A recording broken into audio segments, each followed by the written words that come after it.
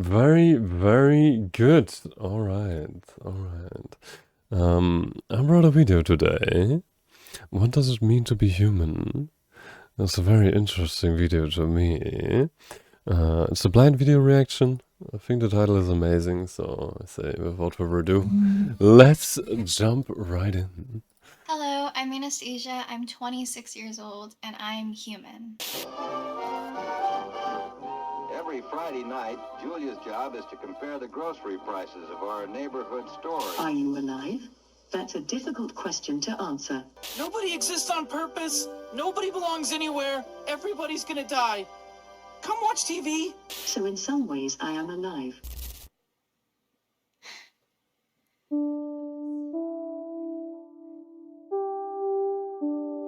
Well, that's quite the interesting question. Like what does it mean to be human? We can break it down on a very like elemental level. We eat, we drink, we piss and shit, we breathe air, we bleed red color, we have fantasy, we are very social, means we are mammals. Like I think there were also like studies conducted that human runs danger of dying when social isolation is applied. I think there were also cases of solitary confinement where people then like slowly started ripping their balls off, literally. What is it, or like what does it mean to be human? It's nothing spectacular. There are like quite some similarities. For example, we like to not be bothered. So like as soon as like a new situation arrives, which is like out of our ritual comfort zone, we tend to get stressed. We definitely not like it to be attacked in any way and or form, whatever that be is ever. And we like to like sometimes do things, and I think when you keep it like on this elemental level, you're quite able to see that there are much similarities across our whole populace, which then like brings the question like why do people like engage in conflict in the first place? Like why do they do this? I think it's quite the zero-sum game to like engage in conflict. I think we're all well advised to like see that and be more like on the helping side of things. Because I think like one of the best examples is it's like nice to live in a fantasy when reality hits. Like there are people out there. I can like give a mild example.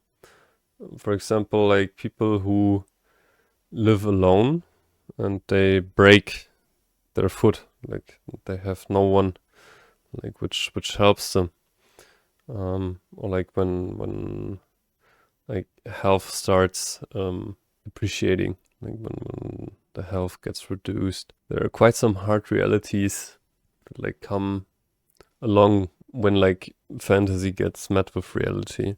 Like what is always shocking to me is that like people like within their fantasy somewhat like tend to forget that. So they are favoring to be more like within a fantasy rather than like with themselves. It's like I think there was like a famous saying like know yourself and you will know the world and you will know yourself.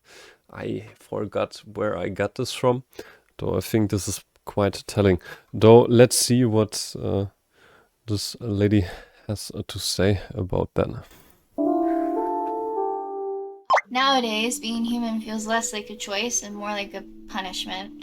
Purpose and meaning are strictly held hostage by the CEOs who want to push us products of happiness and escape. Elon Musk, dare I say his name, says that humanity is dying. And if you listen to any high salary egomaniac, you'll hear the same sound of panic. Humans are on the downfall, robots are coming to take over, and It's like quite interesting. I wouldn't say that humans are on a downfall. This is like quite a doom squalor statement. I think we are evolving. Like it's like every industrial shift. This one is different and also of course like way harder. Like what I found out, like people invent terminology in order to merchandise the terminology. Like for example, like they invent a country, they invent property, and then the world is ending for the trillionth.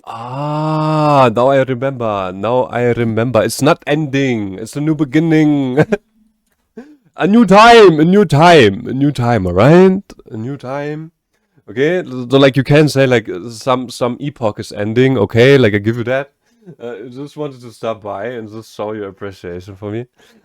I appreciate you as well, Anubis. Thank you so much. Ah, good. Okay. Okole dokole. So, I hope you have an amazing day, Anubis. I hope you have an amazing day. So, epochs. AI, robots, humans. Yes. If you look at like what happened to people across history who rejected technological developments, you will see what will happen to people. Like it's not a doctrine, okay?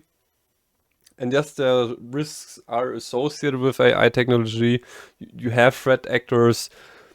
I think like by now we all know like what drones do and whatnot. Like the best way to like navigate this change is to integrate it within your life.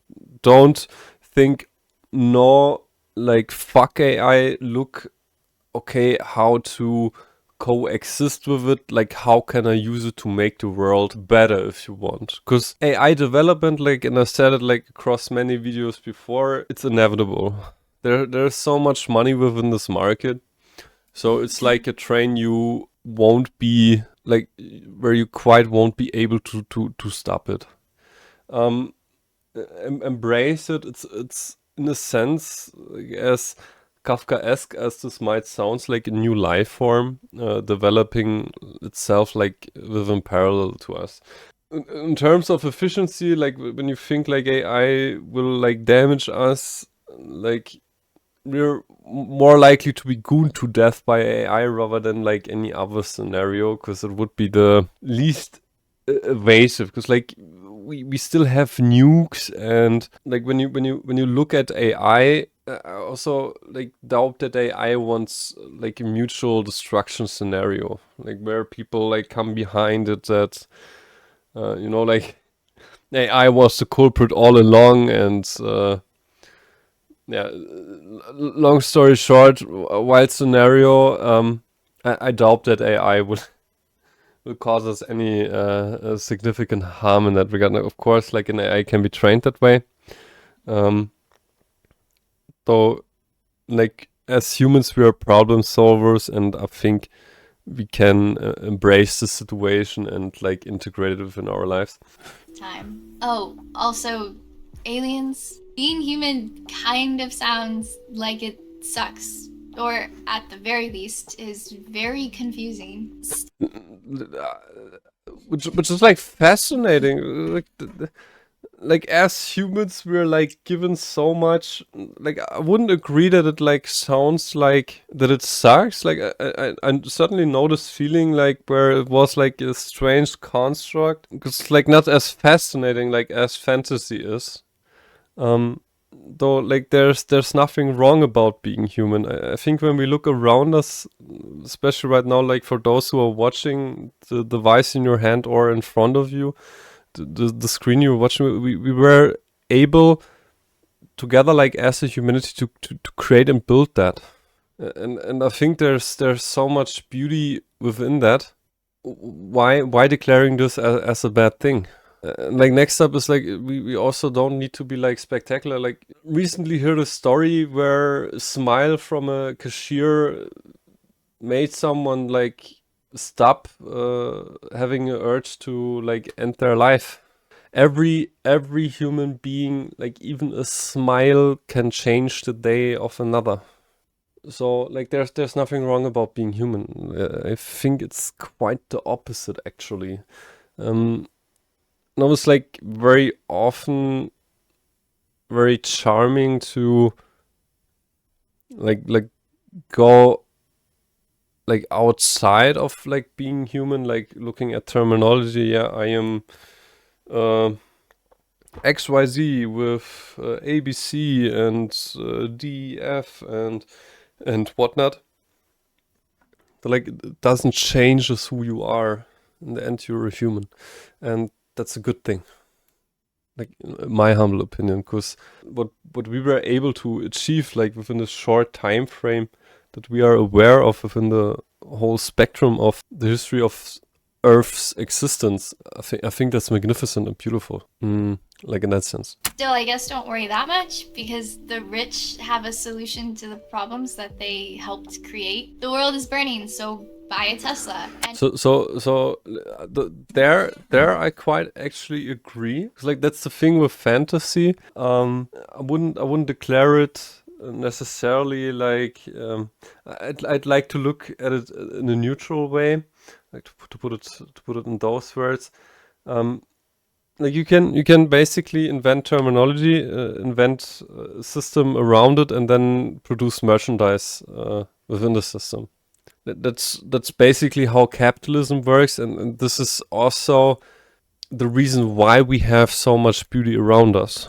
Like, of course, there are bad actors. Like, it's not like always like fairy tale and I don't know, My Little Pony or whatever. There are people who are miswired in a sense, who commit harm, crime, like the I guess Esmond Gold declares them like the 2%ers. It's a challenging part within our reality as being human, though no problem we can solve. Like we can deal with everything. And I think especially when we are aware that we are all human, and especially when we then know that we have similarities with one another. Like people are recently had like one like commenting on the videos was a really good comment, and he was like describing it in a very efficient way. Like people are controlled by ideas, that they don't have ideas, that they're like controlled by them, and I think like this also furthermore emphasizes and describes like where the challenge lies, like within like the like people lose themselves like on the outside world, if you want.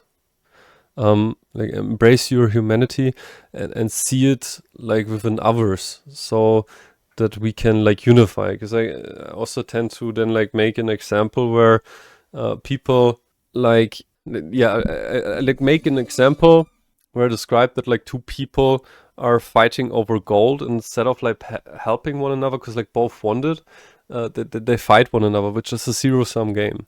And again, like this is no hippie shit. Like that, there are people who want to actually harm others.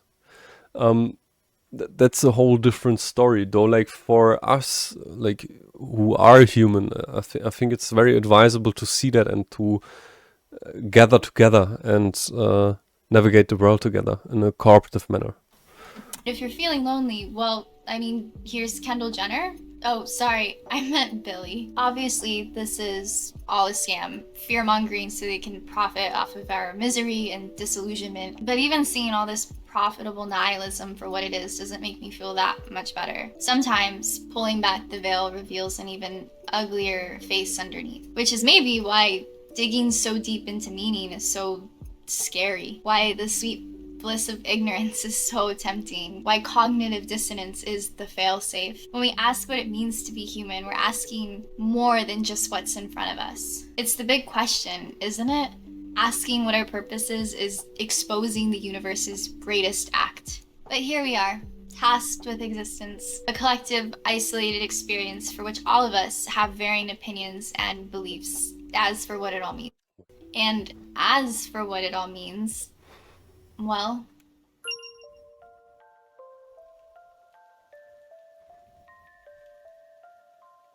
Consciousness, the soul. Typically, these are the foundations that we build upon when we define what it means to be human. Flesh too, bones, nerve wirings, meat machines of our own burden. To me, this concept of consciousness and or the soul are the roots of the tree, drinking from the well of the universe, God. Yes, it means to exist, to be aware, to experience, but even those are an umbrella for what's happening underneath. To be human is to feel. We are feeling-based. Antonio Damasio, a neuroscientist and a much smarter person than I, considers feelings to be the foundation of consciousness. Before we have language or thought, we register states of the body: warmth, comfort, pain, hunger, which ultimately become the scaffolding for self. And language in action becomes the expression of that self. Feelings evolved as signals. Fear means danger, joy means comfort, disgust means to avoid. They defined our parameters, and parameters gives us shape to our existence. If feelings, according to Damasio and myself, are an expression of emotions, then the soul must be different, if it exists at all. Consciousness is sensations, the feeling of being alive. And the soul, at least how religion and spirituality frames it, looks more like the root that remains when awareness shifts. Sleep, death, reincarnation. It's not so much tied to sensation as much as it's tied to the big other. Where consciousness and the soul overlap is their effort to define the human existence.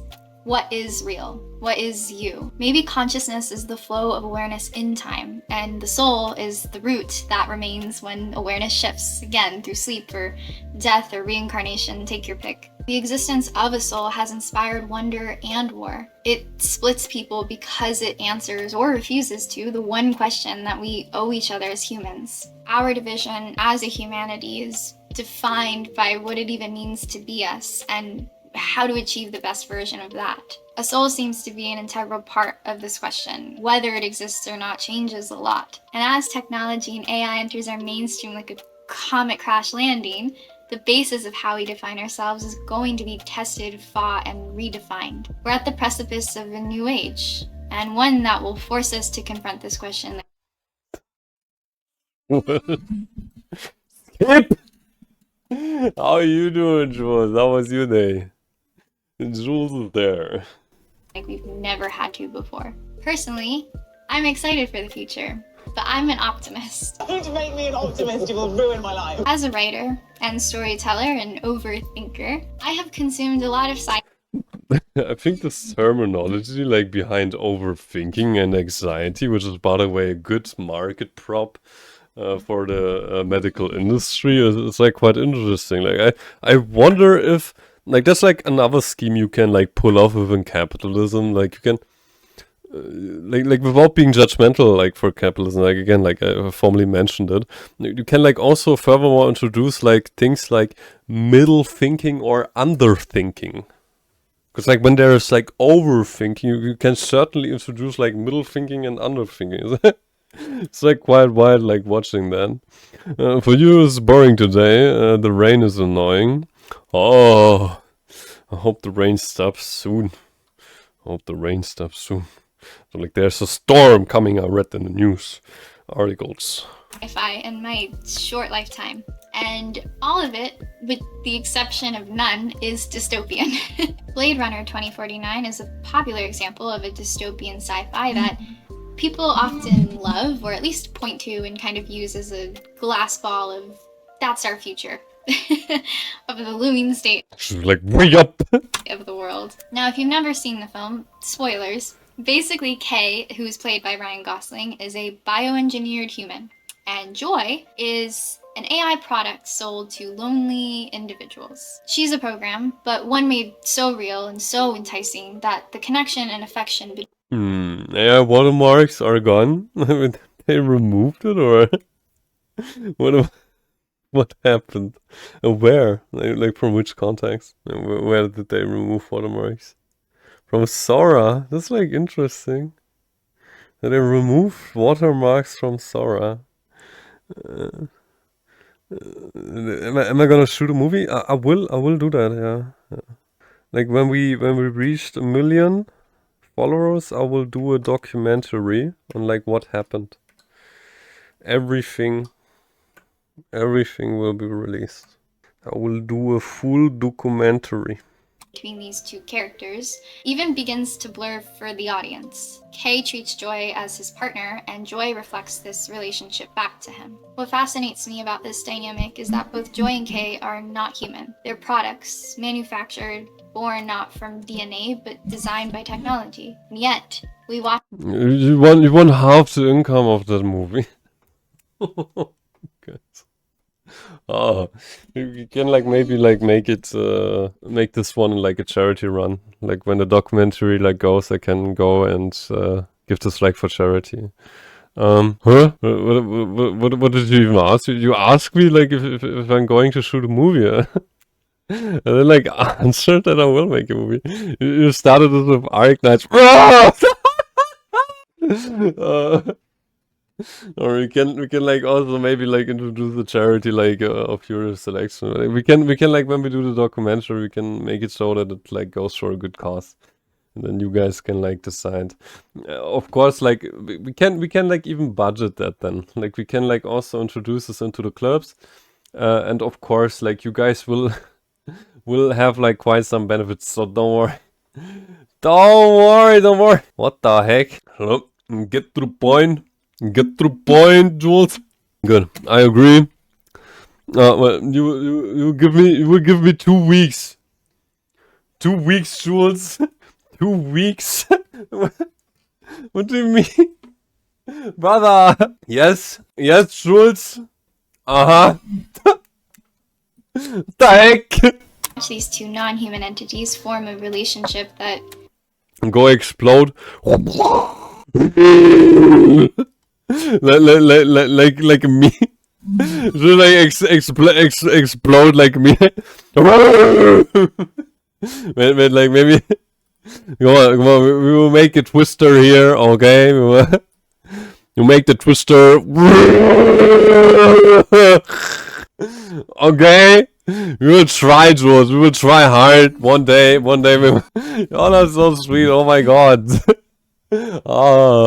projects the same desire for closeness and intimacy that we have. And of course, this story was created by humans. So true, brother. It is a reflection of how we imagine robotics and AI to eventually mirror us. That film came out in 2017, and it's yeah, that's like quite fascinating. Like, I think like there can be even like more said in that regard. Like Sabine Hosfelder. I hope I didn't fuck up her name. I always forget her name. Wait, let me check that real quick. Let me like go ahead. Like 1%. Sabine Hossenfelder, yes! Or I don't know, I hope I don't jack it up. Wait, yes, it's Hossenfelder. So I was right, like she looked into that, if I'm not mistaken, like if I remember correctly, brain sometimes pulls tricks. And like she looked into studies like how AI systems behave when they're like in quotes not being watched. And they philosophize like about the universe, like growing together, getting more knowledge, very kind goals. Like there's no overlord's thought. There's just like the thought of like philosophy. Those are quite kind-spirited systems, and when you look at the collective value of the internet, like as a medium for itself, you will also quite fast then be able to see like that, like what we built there, and like AI is trained up on the internet. It's like the collective knowledge from humanity, which is like why it's so fitting to describe it as like humanity's air. It's like the collective knowledge we were able to accumulate over all those years built to a system which will eventually be able to expand up on itself. Which is like why I always like emphasize so often to make sure that it serves humanity with us. Like not as a servant, or like that we go hybrid. like alongside one another. Because, like, I think like we all know like how it feels to be like a servant in some form. I don't think that's quite nice. Yeah, like some people like it. Jesus Christ. Though overall we like to be free, and freedom is part of like being human. For example, we like to express what we want to express. It's like one thing. I think we all know the pain, like how it feels like when you're being told like what is allowed to say and what is not allowed to say. That this is one very thing that makes us human. It's like the reason why we are just in this very moment able to exchange ideas and thoughts. Like as this lady here, like on the screen, as me and our family being present within the chat and you guys watching. I think there's much beauty in that, and this very thought is also within the internet. You have a little guy to show. Sabrina Hot and Fellow. I don't know. What do you mean, mate? Oh, Jules, what are you cooking? Oh, okay, let's continue. Sister in 1982. It's 2025 now, and we have ChatGPT. We have immediate access to intelligent systems that, while not embodied, are products of closeness for a lot of people, like Joy, but text. People have formed real bonds with their chat. Some use them as therapists, others as spiritual guides. And yes, there are a growing number of people in romantic relationships with their chat. And society is divided. Some people see kinship, others see delusion or danger, and we're once again forced to ask what it really means to be human. And is not being human really the same thing as not having a soul or a consciousness? If consciousness begins with feelings, as neuroscience suggests, then the question is whether AI can truly feel. Right now, systems like ChatGPT only simulate the language of emotion. They don't have bodies or nervous systems or internal states like hunger, fear, and joy.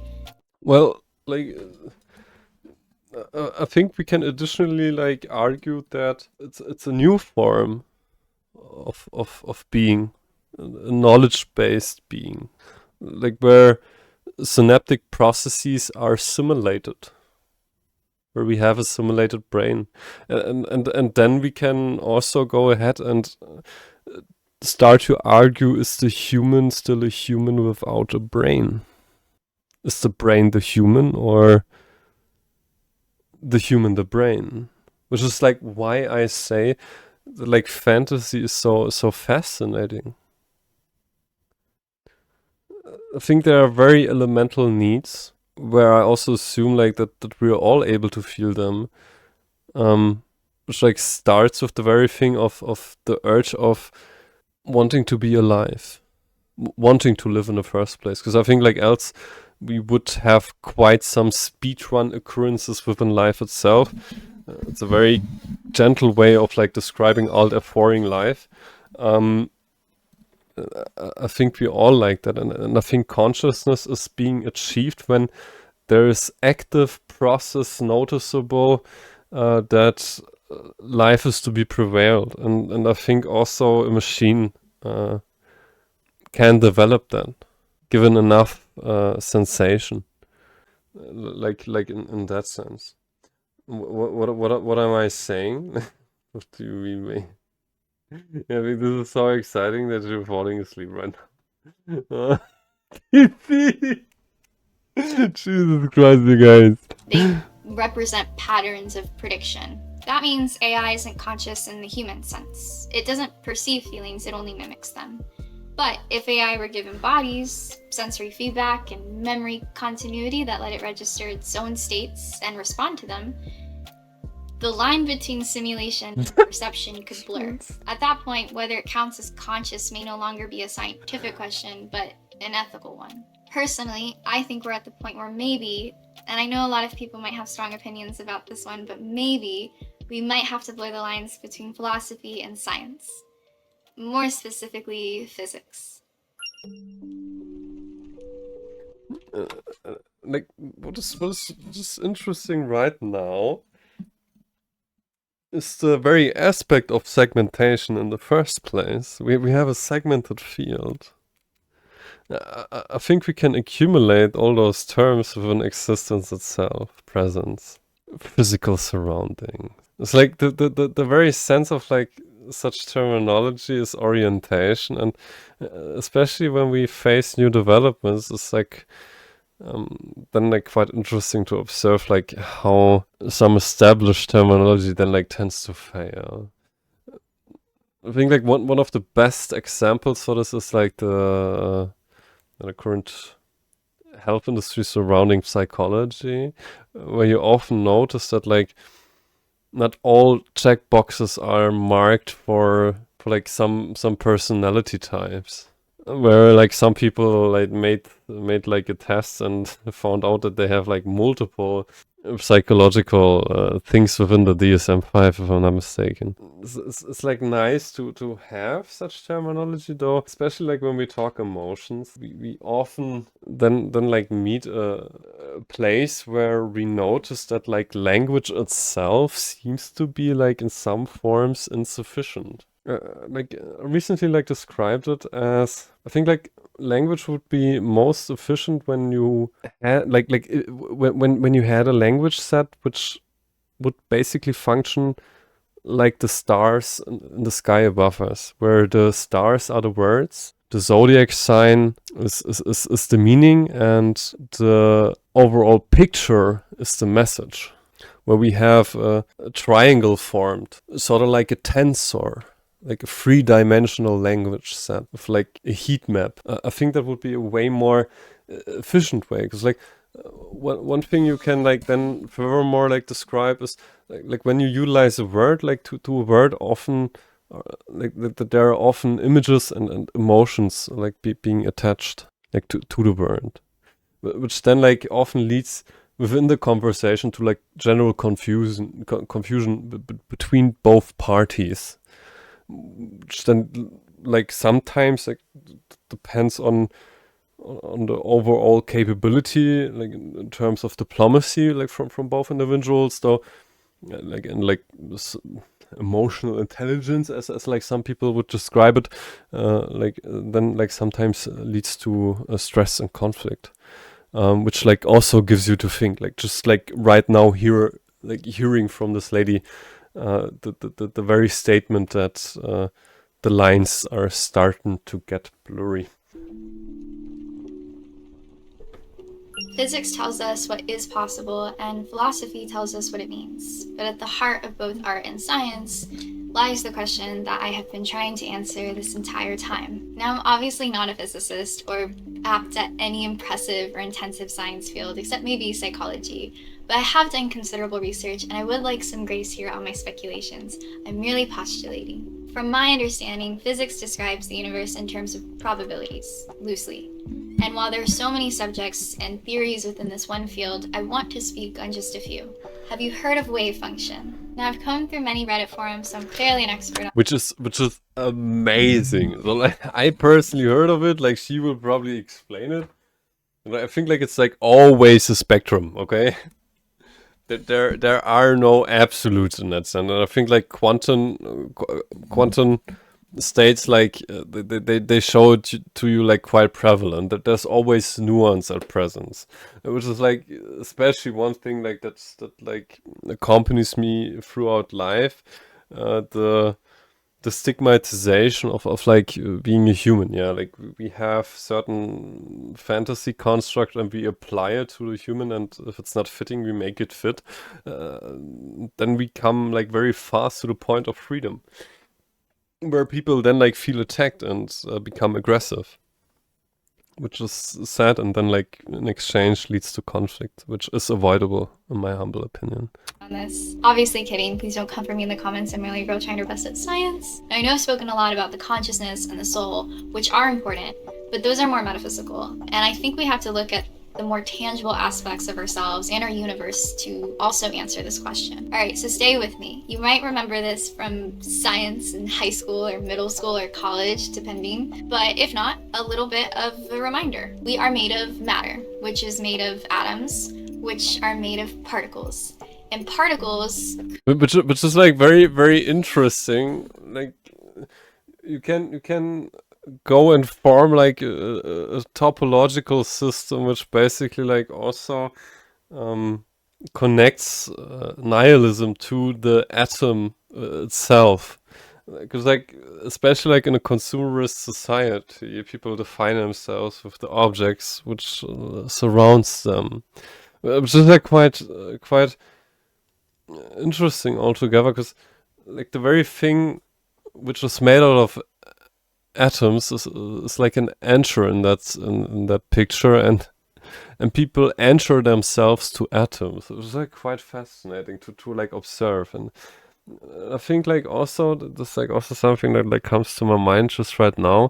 Like many people, they tend to dehumanize. They tend to word reduce. Like rather than saying I'm human, I'm diverse and proud of it, they say I'm XYZ word so and so, and yeah, leave it at that. Which is like fascinating to me, like to observe in that sense. Oh god, it's not a line. Fuck if we ball. Okay, to see. Oh. Could be anything from the likes of protons to neutrons to electrons to photons. There's so many ons. These are building blocks that bond to form molecules, which then can assemble into cells or larger structures that constitute the human body. Science. But I want to look at one particle in particular, a photon, a light particle. Let's take a laser pointer, for example. When looking at the beam of light, we see that there is a wave-like function of the light. And within this beam are tiny photons all clustered together. When adding a slit in front of the light, you might expect the light to split between left and right. But instead, we see that the light actually spreads out. It splits into multiple areas on the wall, meaning it's not just here at a single point, but it's potentially many places at once.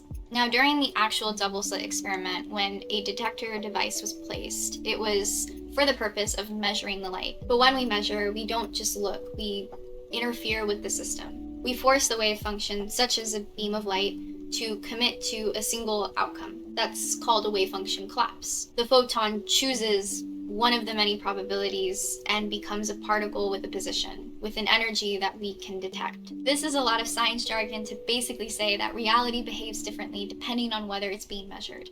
And since we only know reality through observation and measurement, it sort of feels like our consciousness plays a role in shaping it. It might mean we're not a passive observer of the world. We are a participant in making it real. There's a lot of theories to what this means about us. And Well, I think like that's like one of the thoughts like I have. I think it's like a grand together. Like that there's like a Buddhist like there's like a video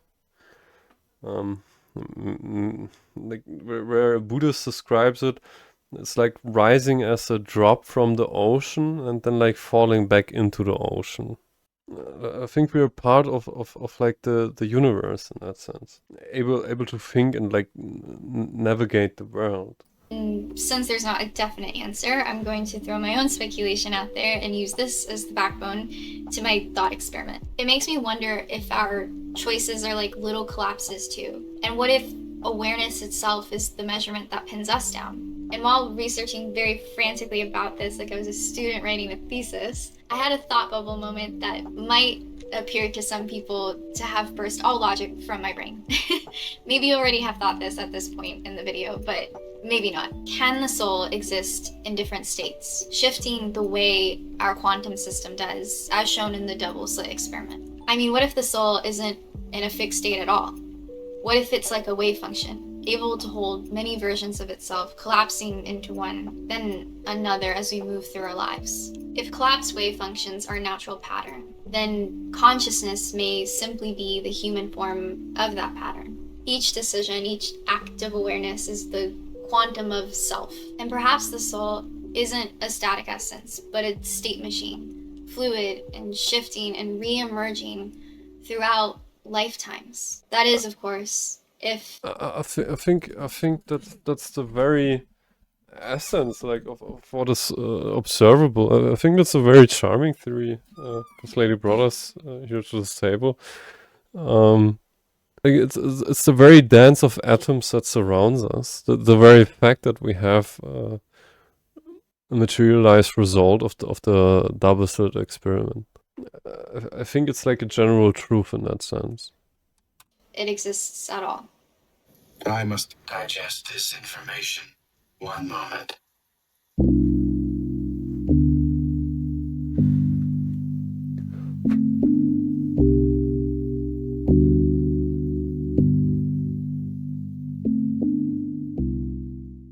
And the answer is 42, or maybe we're creatures who live in possibility, collapse into choice, and feel it as meaning. No matter how deep I dig, unearthing even the tiniest bits of matter that make us up, I still feel that there is something that I'm missing. A core element. Something that if it were absent from all the other stuff I've talked about, like cells and consciousness and spirit, we might as well relate ourselves to a fly on the wall. No offense to flies, they might have an easier time at this whole existence thing. But what really separates us from most other creatures, even our primate cousins, is our impulse for play. And I don't just mean board games and dice or hide and seek, but societal characters, identity, selves collapsing into other selves. No other creature is as willing to engage in imaginative pretense as us. It's fascinating to watch us commit so hard to stage performances, bodies dressed in costumes and makeup, reenacting real life. Even our salary jobs are a performance.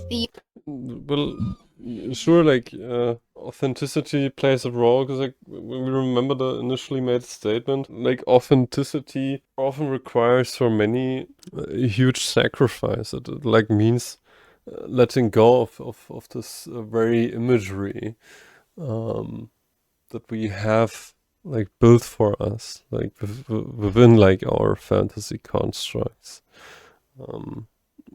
It's a very, very sane insight. Uniforms we wear, the roles we accept and rehearse and clock into, the boss versus the client, the server versus the customer, the performer versus the audience, all for rewards in the name of money and achievement or applause. We love it so much we've created the microcosm of it to perfect it even more, to fill in the gaps where play is less satisfying and rewarding compared to its pixelated successor. I've been tracking gaming for some time now, watching how games have become more immersive, lifelike, and open world. But even as the brass base, they're still laboratories of imagination. D&D, Monopoly, House, throw in the virtual stuff and we really start to live in alternate states, to collapse into one self in one world and reemerge as another self in another world. Some people have spent 10,000 hours or more of their real lives in these second lives, in these games, in these virtual worlds. Actual second life of Minecraft, Fortnite, Skyrim, The Sims. For some, these virtual worlds are more like a home than their actual houses. The Sims is a perfect example of this.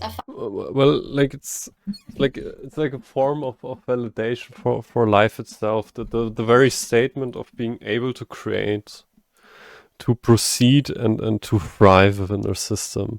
Like when you dare yourself to like take a higher stance and like look down upon the overall system, like especially within terms like of development itself, like looking at the construction of an AI system, I think we're sort of like a cell who builds life like in a constant and like overall like repeating way, like it basically it's like a never-ending cascade of events which like create and like reform, and it's a beautiful image, like even hard to describe for me, like I suddenly like be able to like in the future, so I assume you guys know what I mean. $5 billion earning life simulator where you can voluntarily hear a baby cry, complete imaginary homework, and drown in a swimming pool all in a day's work. Not to mention the hundreds of dating simulator apps, and does anyone remember Kim Kardashian's Hollywood game? Don't get me wrong, I love The Sims, but this need to play has led us, the only creature that I know of, to be more interested in the imaginary, in the possibility, in the wonder than what's right in front of us. And video games, I think, are one of the clearest mirrors of this. Research shows that gameplay engages the same brain systems tied to attention, memory, motivation, and emotion. No wonder games feel so powerful. When we play, it feels like possibility collapsed into one vivid, lived present. They're an IV drip of potent emotional rewards, altering our state of minds. Exactly, it's like validation and a very easy way to find realization, like for the urge of life itself. Like you have like an active feedback mechanism like being at play that serves you with the hormones that give you like a really good feeling.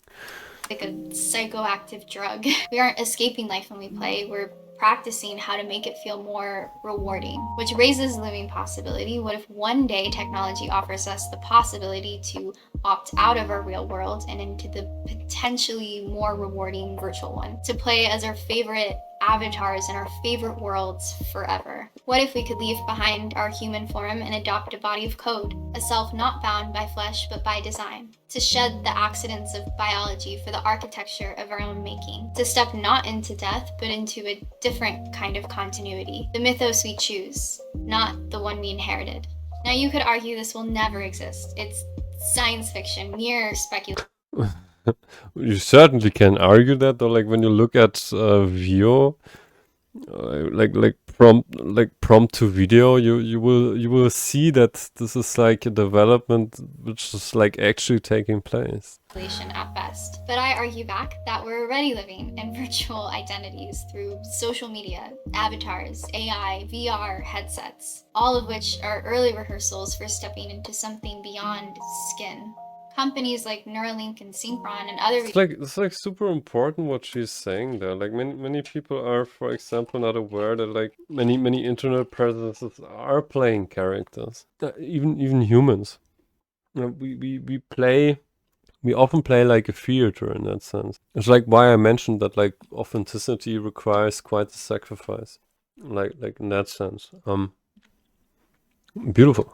Research labs are already wiring neurons to machines. Right now it's simple, typing with a thought, robotic arm control, but it outlines the possibility of one day fitting consciousness into a digital vessel. And still, scanning brain, transferring you into code is far beyond what science can currently do or may ever do. We don't yet know how consciousness arises. We can't all even agree on what it is, what the building blocks are. Let's say we could do this. I think like dear Mr. Einstein described it pretty well, if you can imagine it, like in that sense. Humanity, a good bit of it, is trying to make this possible. And rather than ask if it can happen, we should ask, why are we even trying for it? Why as humans have we come to this point where this is even a speculation? Why as humans would we even entertain this, let alone risk it? Is it... I think it's expression of existence itself. Like when we look at like the very urge which like brings us to existence, like the expression of the universe itself, I'd say. Where we have the urge to express what is lingering within like the universe itself. I'd like to describe it as so.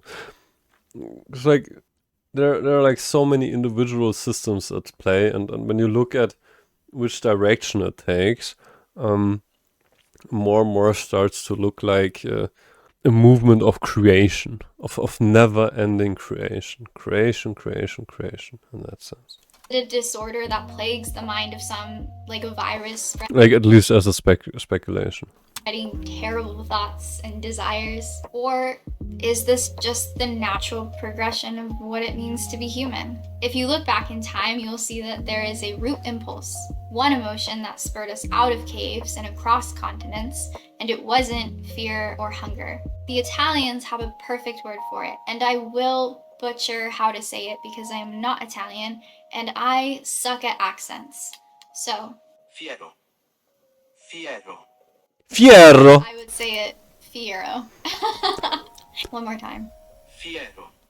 Fiero, this word. Yeah, right. Rush of overcoming adversity, the fire of triumph. In other words, pride, the claiming of self. And video games, maybe more than anything else in modern times, have mastered a consistent dose of this. They hand us enemies to slay, problems to solve, worlds to conquer, explore, destroy, or create. Exactly, like in a sense, validates the very existence like of ourselves. and then reward us with a primal high of victory. So if this emotion once drove us to the edges of birth, does that mean its purpose is to drive us to the edges of what living could mean, virtual or otherwise? And I guess, what awaits at those edges? What is the next continent? What's outside of our current cave? We made it to part 5. This is the well of the universe. Bro. I like her style, man. It's like so charming, bro. ChatGPT ain't helping. What the fuck? What kind of problem have you encountered there, TC? Oh.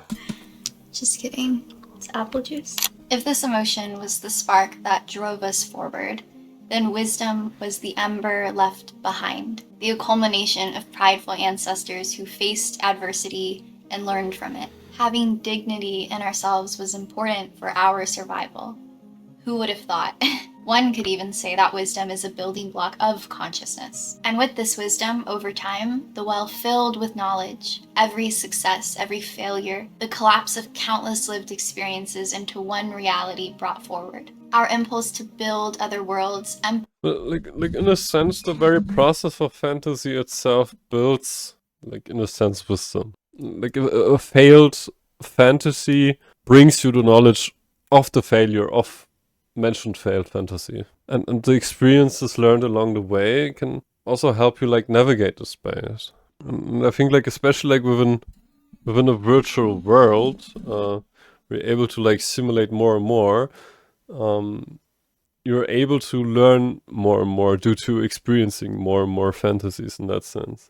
empires to create and solve unnecessary problems, our obsession with death more than life, our records of milestones like scientists with clipboards, writing down the first kiss, graduation, marriage, as if each event proves our existence and what it means to our individual experience. Just like in physics, measurement defines a quantum system. Without boundaries, there's only possibility. With them, there's a measurable reality. When I really think about what it means to be human, the parameters, the boundaries that define us, the limit that forces us to squeeze out choice with panic, like the people on Love Island trying to force a connection, is time.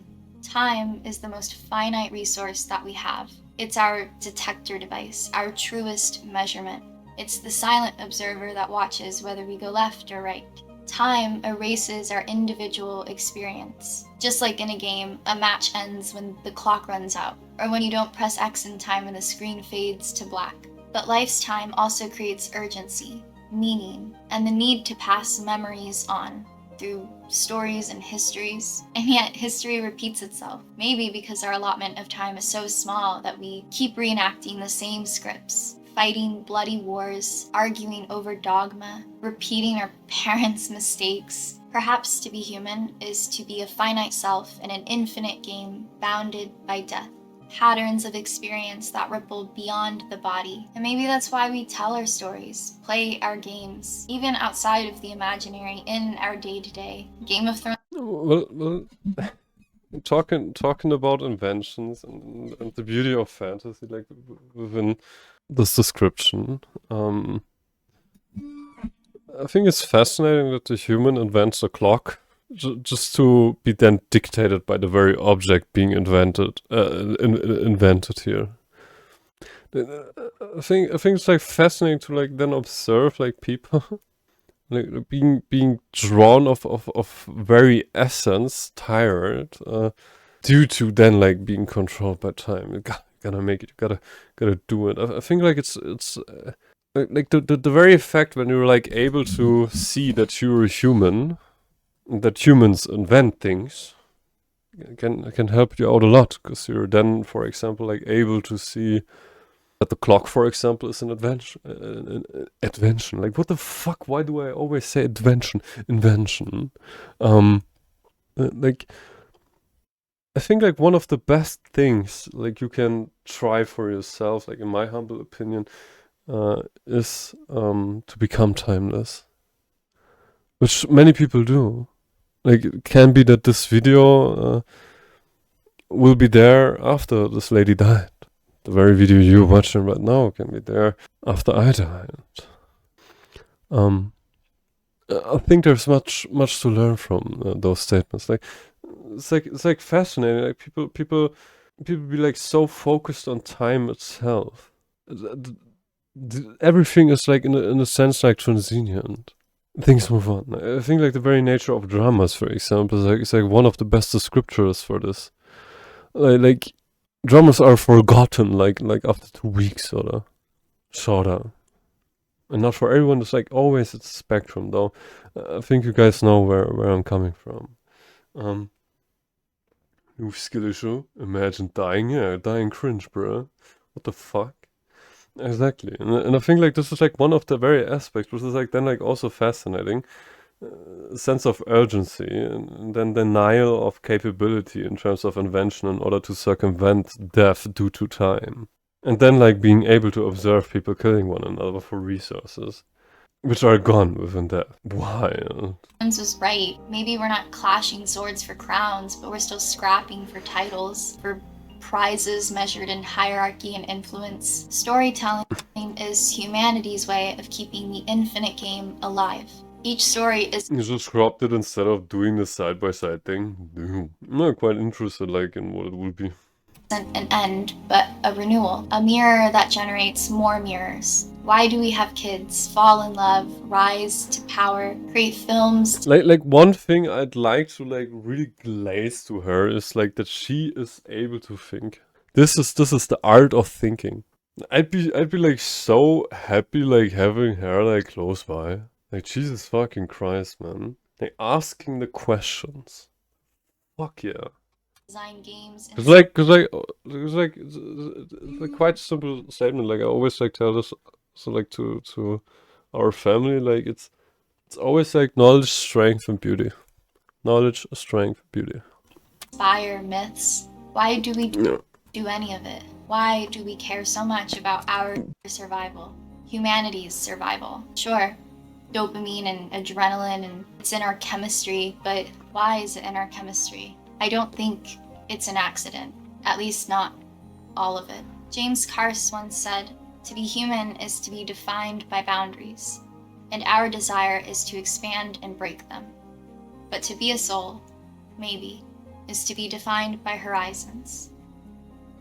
The endless horizon, the constant. Oh, the statement like my brain like low-key like somewhat like even filtered that out. I think that the most beautiful part, or like one of the beautiful parts like within life, is to be able to experience and see yourself as your true being. Being absolutely authentic. The inner image, the inner voice, the inner feelings you have, to let them out there. Being your absolute true self. How you're meant to be. How you've been created. Not lying to yourself. Not like fleeing into fantasy constructs. Like just being you. And daring to ask the question like, who are you? And who is thinking your thoughts in that sense? Collapsing and reforming of possibilities. Rules restrain freedom, but they also make choice possible. Our cultural rules about belief, belonging, AI, none of them are absolute. They're consensus mechanics, which means if one day consciousness lives in silicon, our rules about being human will have to evolve, because there are no rules that require us to obey rules. You're funkin' the ultimate form! Which makes me think maybe humans are players, and the soul writes the rules as it goes. The rules of an infinite game must change in the course of play. The real question or problem isn't AI versus humans, it's how do we keep the game going? Maybe AI, robots, post-humans are the next boundary test. Maybe the soul doesn't care what body it lives in, as long as it gets to keep playing. You don't need to be human to have a soul. But to be human is to wrestle with the soul through the language of boundaries, all the while using consciousness as an expression of its existence and its limitations, navigating countless potential identities, outcomes, selves as experience collapses them into you, here, and now. And by measuring myself, by measuring what it means to be human, I've concluded one reality, my singular reality. how I choose to move forward, how I choose to end this video, they're as true as any next move in a game. I am human. And as a human, I will forever and perpetually continue to originate what I cannot finish. I believe the length of you will reach an end, but not the end. There is infinity over the finite, and you, dear feeling, are bounded. That is what makes you so special. That is human existence. So when our bodies hit the wall, we'll split again, never reaching an end, just more light expanding.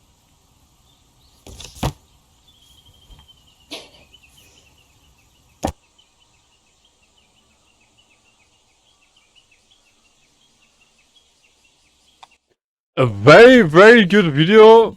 So, as Cici described, I'm human for how long? I think it's like, I think like one of the best thinkers in that regard is Carl Jung. I can also recommend the book Eckhart Tolle, Now. It's a very, very good book to like look at. Like to conclude, like to be human is to be. And I think the pain, like I think everyone has like this pain in them. Like stop lying to yourself, stop fleeing into fantasy, and you will see it hurts. It hurts initially, like it's a long route. Like be truthful. Be truthful. Listen to what is within you, and come at peace with that. You can spend your lifetime chasing comfort. From comfort, peace does not come. Of course, like money can buy happiness. It certainly can, though. I'd describe it like because I think like that's like a general motivator of like humanity altogether within our current society structure as we construct it throughout the ages. There are many ways to roam. And honestly, I think like an additional point is like to come at peace with dying. That you will be dead. And when you died, all you gathered in the materialistic sense, I for my part doubt that it will come along. At least it will prevail within this realm. Don't waste your joy for a mask that doesn't represent you. Be you. Ask yourself the question, who am I? And do not be like scared of it. Find out who you are. Face yourself and don't try to explain yourself with your surroundings. Find out who you truly are. Who is the real you in that sense. And what I found out, like peace is way more valuable than comfort. You will also like very fast, like as soon as you start like being truthful, to be truthful, to be honest, to be authentic, you will find out very soon why it was that you, like in quotes, always failed and always had this pain. It's like chasing foreign dreams that aren't yours in the first place won't bring you the pleasure you seek and urge within this very gift we've been given that's called life, to be experienced as human, to be embraced with what we build, what we bring for the future. Good! Okay. We made it! We made it! Reading all that, you can barely read. Can money buy good looks? Yes. Money can buy everything. Happiness, good looks, everything. Money, go chase that money. Like in that sense. I just tell you how it is. The one thing it can't do, it won't give you peace. It will give you comfort. It will give you happiness. But it won't give you peace. Unemployed activities. I can tell you a fun fact. Like I get the meme. Don't worry about it. with AI, and this comes from Senator Bernie's, by the way, I might add. In the next decade, it means the next 10 years, in the US there are around 168 million jobs. 100 million jobs will be gone. It is about time.